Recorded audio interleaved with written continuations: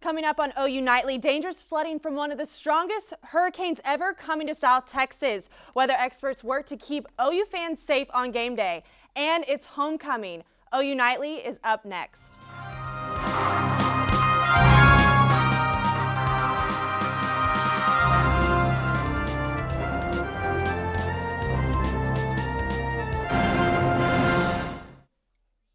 The massive storm threatening Texas is Hurricane Patricia, which is currently making landfall on Mexico's western coast. As it moves northeast, Patricia is expected to bring torrential flooding rains to much of South Texas, including Austin and Houston. OU Nightly's Mandy Bailey is with some of the country's best meteorologists at the National Weather Center and has details about Patricia. Mandy? I'm here at the National Weather Center with Jason Furtado, assistant professor in the School of Meteorology. What can you tell me about Hurricane Patricia in the last 24 hours? This is a really big historical day in the weather community. This is a storm that started yesterday as just a weak Category 1 storm, and within 24 hours just blew up.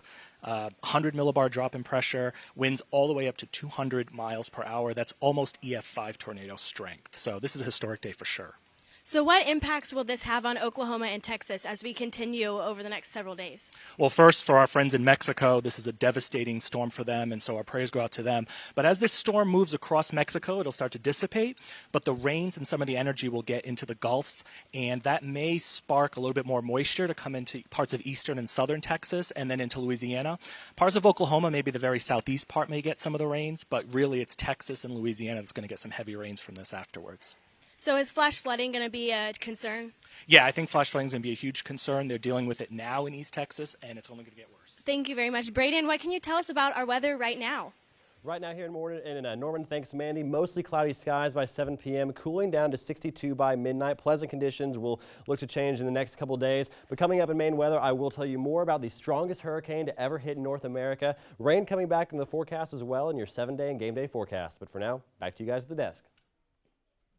Thanks, Braden. Now, we all know you're good at predicting fair weather and everything, but weather can be pretty unpredictable. OU Nightly's Lindsay Gomez shows us how OU works to keep everyone safe on game day. Sooner football, we all love it. We come together as a team and unify on the stands. It's a carefree environment, but there are people behind the scenes making sure it stays that way.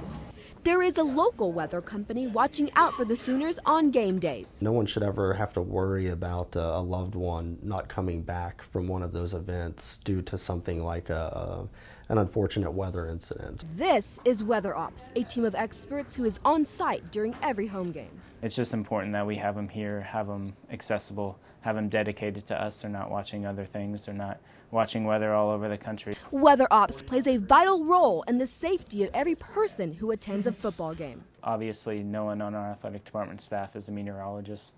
We are not trained in any weather, so we definitely depend on them to give us the best up-to-date information. The Weather Ops team goes the extra mile for OU football. On certain occasions, it arrives 3 hours before a game to prepare for any weather emergencies, just so that every fan, player, and coach can enjoy the game worry-free. Lindsay Gomez, OU Nightly. And of course, those experts will be at tomorrow's game. 2 high-ranking members of OU's Navy ROTC program have been relieved of their duties. The Navy fired Commanding Officer Captain Sean Lowbrey and Executive Officer Commander Shannon Corkill for alleged misconduct during the renovation of ROTC facilities on campus. The Navy alleges the officers misused funds and work done at the ROTC building and other classrooms. Investigators found the 2 men failed to follow proper procedures. Lowbrey and Corkill were fired on September 28th and temporarily reassigned to Tinker Air Force Base. Navy Lieutenant Commander Kate Meadows told OU Nightly that the officers lost their jobs due to loss of trust and confidence following a command investigation. The Navy named Captain Scott Coolidge interim commanding officer for OU's Navy ROTC program. President Bourne's spokesman Corbin Wallace told us the university was not involved in the decision and declined further comment. Homecoming is one of the university's favorite traditions. OU is celebrating its 125th homecoming anniversary this weekend. OU students have been working hard on homecoming floats for months now. You can view that hard work tomorrow morning starting at 11:30. The parade begins at Elm and Brooks and goes north to Boyd, south to Asp, and finishes on Jenkins. Still ahead on Nightly, one artist drops the first single in 4 years. And if you are looking for something fun this evening, you should check out Main Street. This will look a little different tonight. We'll be right back.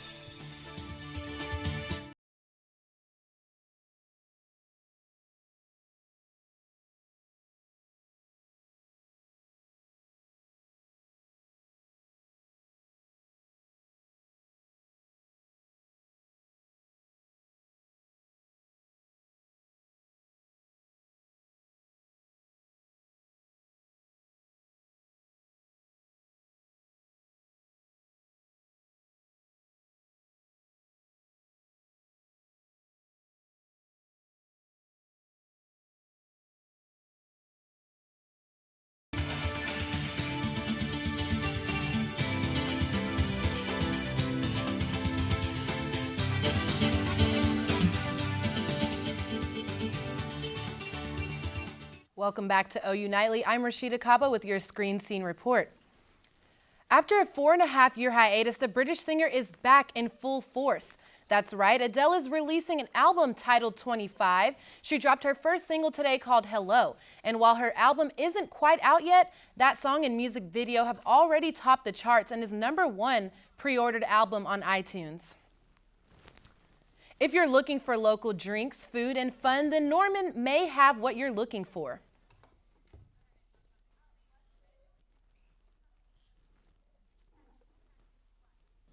There's lots of homecoming weekend events, and this year Norman has a new treat. Mix on Main Street is a food-focused festival with an atmosphere where people can jam to the beat of live music, sip some wine, and even bring the kids out for some glow-in-the-dark golf. We definitely love that it's homecoming weekend for OU.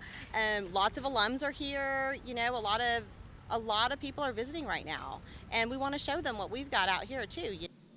Most of all, Michael says she hopes Mix on Main Street brings the community together. You know, so just seeing that array of people, it just gives me goosebumps to think about all the different ages that will come together here, all the different cultures that will come together. It's pretty incredible. Nearby business owners have been at the root of the platform for eating local. One owner says this event benefits everyone. Yeah, that's just community. Every time there's something like that your city or your town or your community is doing, it's just get out and go to it. You're going to meet people. You're going to see what people are trying to do. You're going to help support some local businesses that you may not even knew existed. So it's just important to go out. Scratch Kitchen and Cocktails plans on giving appetizers and even bringing out some wines for the mixer. The event stretches from Mitchell's Jewelry all the way down to Cayman's. So I'm pretty excited about that. I don't know about you guys, but I think I might head out. I want to head out there. It sounds lots of fun. We'll have to go and check it out tonight, huh? Yeah, for sure. Well, thanks. And still ahead on OU Nightly, we're going to have a look at that full forecast for you. Right, Braden? I'll have that and take a look at Hurricane Patricia right now, where it is, and how that will impact Oklahoma. Straight ahead on OU Nightly.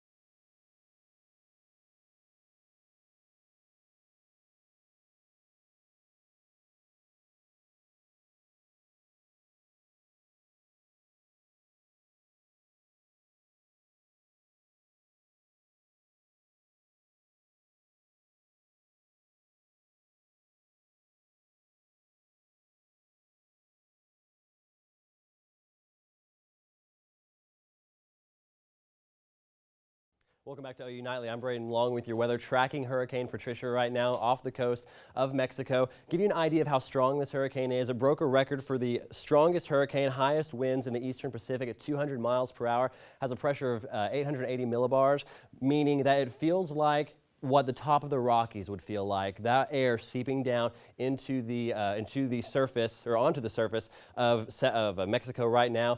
Currently, Hurricane Patricia, Category 5, making its way up into Mexico, strengthening still to winds in excess of 200 miles per hour, gusting to 245.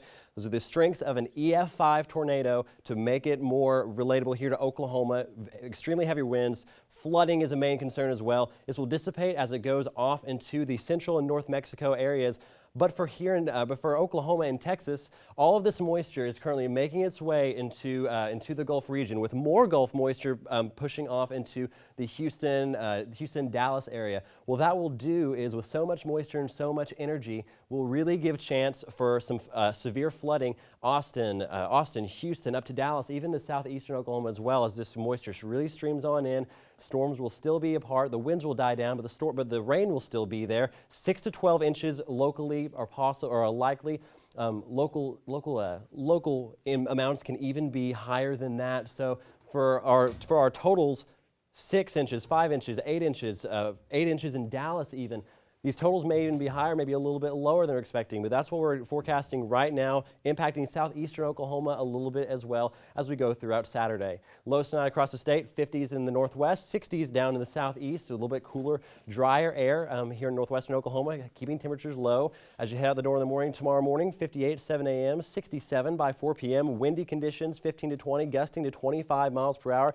So certainly a day to hold on to your hat and make sure you're ready for the game tomorrow. 66 in Oklahoma City for your high. Across the board, really 60s, a little bit cooler in southeastern Oklahoma with 62 in Idabel. 7-day forecast, those rains that I mentioned as a part of Hurricane Patricia will make their way into the Sooner State comes Saturday and into Sunday as well. Temperatures will stay cool, more fall-like, but especially if you have family in Texas, southeastern Texas especially, make sure they know what's coming on.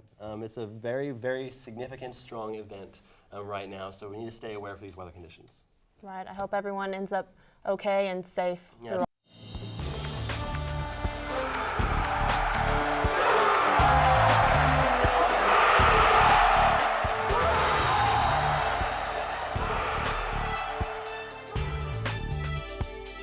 Welcome to OU Nightly's Big Friday Sports. I'm Ashley Davis. And I'm Mason Prince. It's a big week here on the OU campus. It's homecoming, Ashley, and the Sooners welcome the Red Raiders to town. Baker Mayfield faces his old team for the first time, but he says it's just another game. I'm not buying it. I'm not buying it either. I agree, Mace. I just feel like there's a little more pressure, a bit more anticipation when you face off against your old teammates. But yeah, I think you're right. Baker's great at keeping us calm on the field, so I'm interested to see if there's any difference this weekend. Yeah, I'm interested too. Well, Coach Stoops and some of Baker's teammates talked about how he should treat this as just another game. Just another game, right, Baker? Yep, just another game. No, I can't treat it any differently. I mean, yeah, obviously I've had a past and a history with them, but I mean, I can't treat it any differently. I just got to go ahead and practice like it's a normal one. Well, I think you'll handle it like he's handled everything so far, in that really, what are you going to do about it? Can you try and play any harder than you have already? I mean, don't you go into the game trying to play as hard as you can all the time? And so I don't see why it'd be different. We haven't had much to talk about it yet. It's only Monday, but I'm sure he's pretty amped up and excited to play this game, and we all are. And we, like I said, we have to come out with that same intensity that we came out with last week. He's ready. I just had class with him. He's definitely amped and ready to go. But who wouldn't be?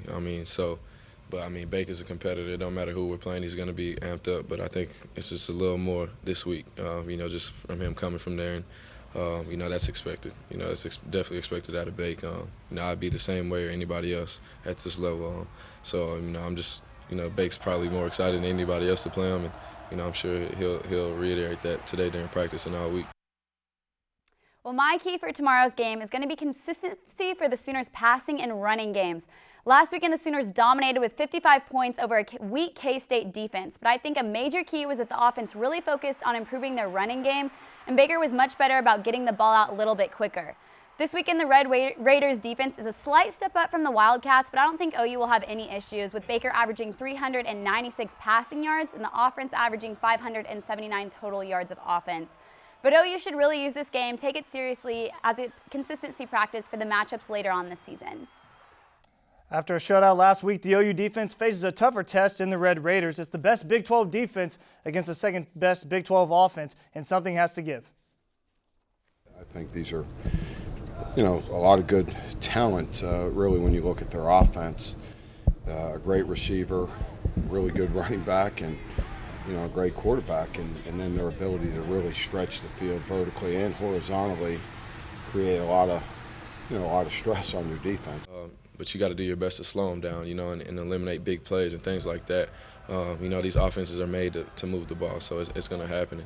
And, Coach Cooks preaches that every week, but we got to do our job of eliminating the big plays, and when we have opportunity to make a play on the ball, we got to come down with it. They do a lot of things. You got to be prepared for it. They throw this at you, throw that at you.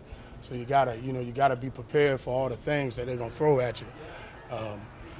For Texas Tech, they got all kind of formations and plays that you kind of just, you gotta work through in practice to see.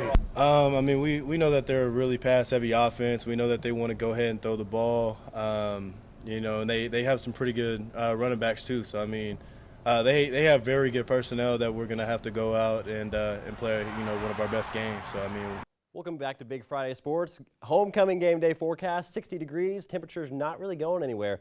66, windy conditions, northeast winds at 15 to 20, gusting 25. Partly to mostly cloudy skies throughout the day. Guys, I've given you all I got. Give me some more football. Back to you. Give you some more football. All right, thanks, Braden. Welcome back to Big Friday Sports. Ashley, there was a lot of action last night. Let's go ahead and get to it. All right.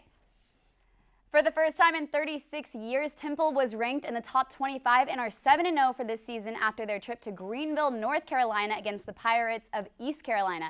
East Carolina trailed the Owls, trying to stay in the game last night. With under a minute left in the second quarter, it was 3rd and 1 for ECU when QB Blake Kemp completed this pass to Quay Johnson, who gets it to the end zone. Touchdown Pirates. With a minute left in the game, Temple in great field position after another punt block and recovery. QB Ahad Thomas slams the door on ECU with this 14-yard run for his second touchdown of the game, 24-14 final. Pete Carroll and the Seahawks were in San Francisco last night. First quarter, Marshawn Lynch punches it in from 1 yard out. Helping out my fantasy team, Marshawn Lynch, beast mode, had 20 points last night. Second quarter, 10-0. And Russell Wilson to Oklahoma native and EMAW alum Tyler Lockett, 43-yard touchdown into the end zone. Fourth quarter, and Michael Bennett right here is going to sack Colin Kaepernick. Kaepernick was sacked 6 times last night in a rough game for the 49ers. Seattle snapped their 2-game losing streak with a 20-3 win. And after missing their chance to punch their ticket to the World Series on Wednesday, the Kansas City Royals return to Kauffman Stadium tonight with a chance to eliminate the Toronto Blue Jays in Game 6.